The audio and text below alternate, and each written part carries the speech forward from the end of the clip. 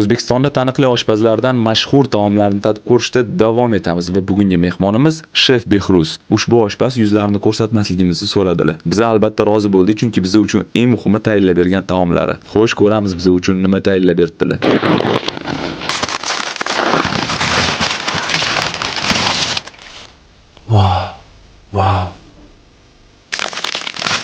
Wow.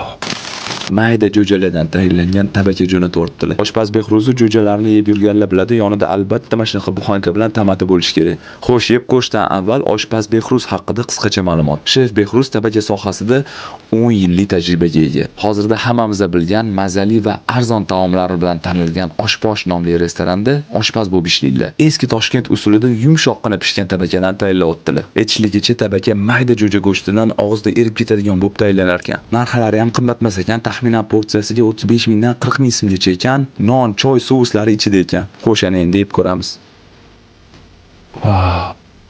Bismillah.